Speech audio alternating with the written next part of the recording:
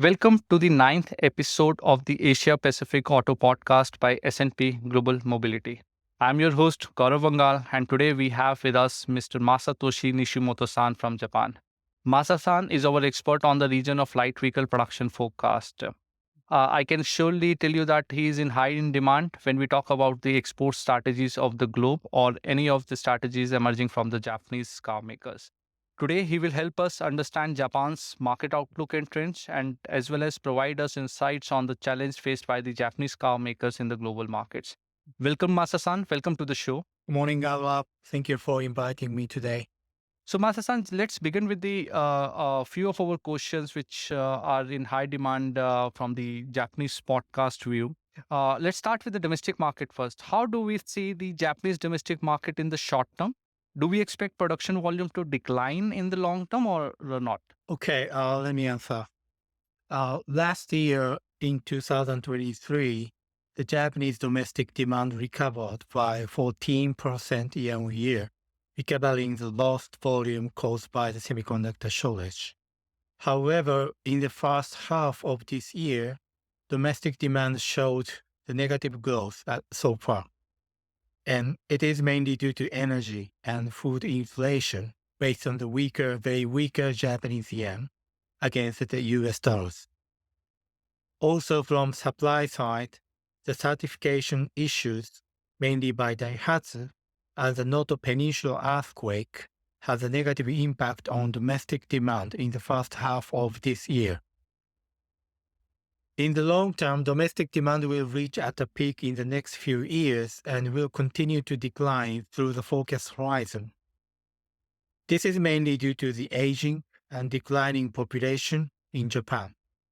In addition, as the global economy becomes more and more blocked or closed, Japanese OEM will be forced to produce more locally outside Japan.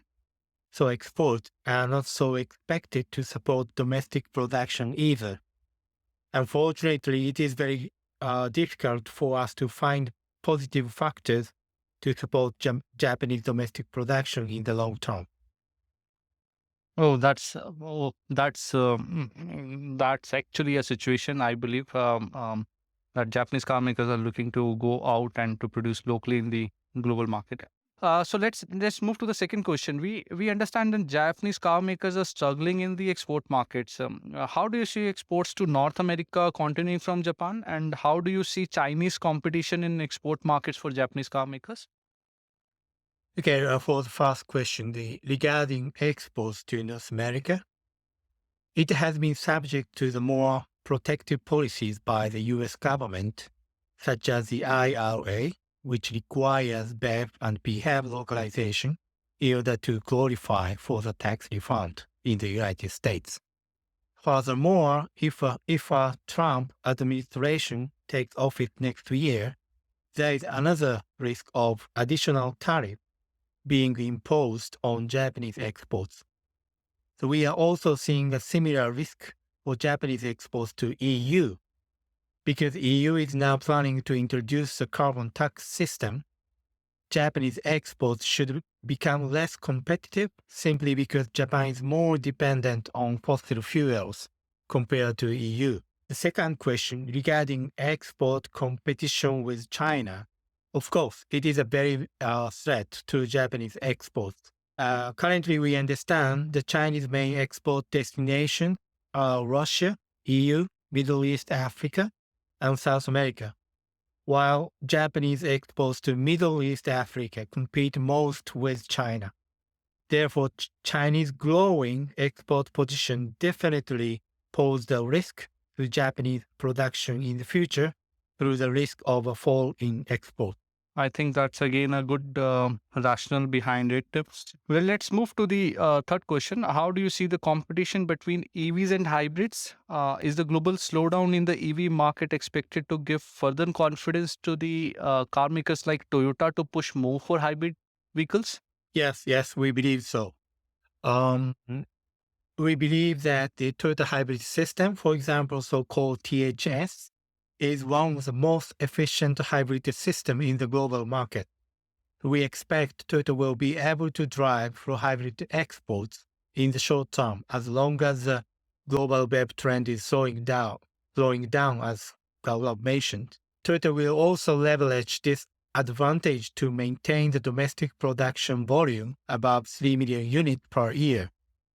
The Corolla, Corolla Cross, Prius, RAV4, Lexus models such as ES, NX, and RX will drive through hybrid variant in the long term. This positive momentum will also give Toyota, which is lagging behind in BEV development, the advantage of investing profits earned from full hybrid business into BEV development. In terms of full hybrid development, even other than Toyota, Subaru and Mazda will also benefit from full hybrid export as Subaru continues to use the Toyota hybrid system, while Mazda will develop its own system in-house. Okay. Now we move to the next part of our podcast. That's very important, where we discuss the questions which been regularly asked by our clients to us. Now, one question which I keep hearing is the Japanese OEMs are losing momentum there in the Chinese market. How should Japanese OEMs rebuild their strategy in China? Yes, definitely the Japanese OEM now is struggling in Chinese market. For example, before 2020, the Japanese market share in China reached over 20%. However, during the COVID pandemic, the Chinese government aggressively pushed NEV policies to support domestic Chinese OEMs. In addition, Chinese OEMs have advantage in terms of affordable prices, digitalization, and development speed in the NEV market. So we don't expect Japanese OEM can keep up with such rapid transition to the NEV development. And unfortunately, the Japanese market share is declining to 10% in China through forecast horizon. So we don't expect Japanese OEM to be able to compete with the Chinese NEVs by own. So they should withdraw from China market or abandon in-house development or develop together with local partners to make better use of their own resources in China. So we have already seen such momentum there. For example, Suzuki and Mitsubishi have already left from Chinese market, and Toyota is closely working with BYD now. And Nissan has decided to source NEVs from Dongfeng, and Mazda will do so from Chang'an. So thus, it's important for Japanese OEM to reduce the burden of in-house development in China and to redirect their resources to North America, ASEAN, and India, where there is still plenty of room for growth in the ICE development. That is our thought.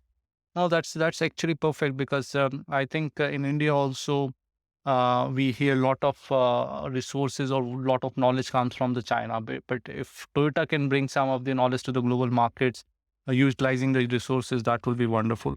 So again, the next question goes to the South Asia side, such as ASEAN and India, and we understand that Indian market is a very critical and important market for Japanese car makers.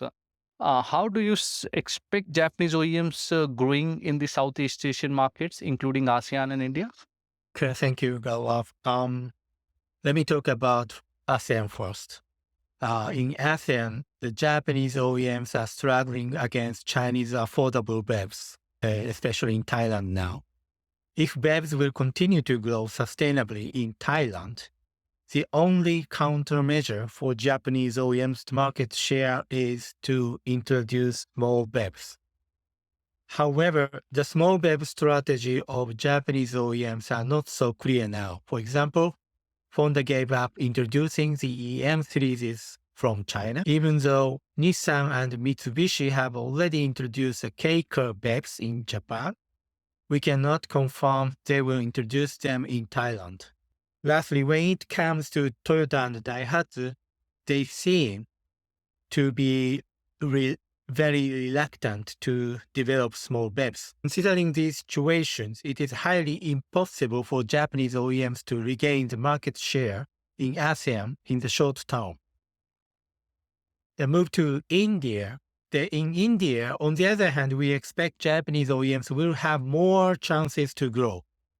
There are some reasons. For example, one is the Indian government is not so aggressive to expand BEVs. The other is competitors are not entering Indian market. For example, Tesla is almost giving up localization affordable BEVs in India, and BYD and the other Chinese OEMs also find it very difficult to make large investment in India.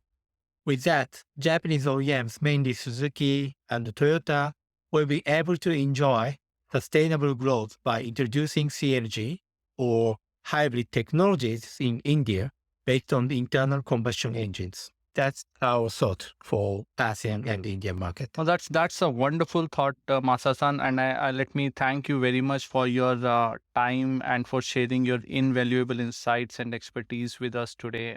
Let's see how the Japanese OEMs make their path towards the future and how the hybrids and EV stories come out to be in the future. So thank you very much, Masa San, for speaking to us. Thank you, Gaurav. Thank you very much. Thank you very much, everyone listening. Let's meet again in our next episode of the Asia Pacific Auto Podcast by the S&P Global Mobility.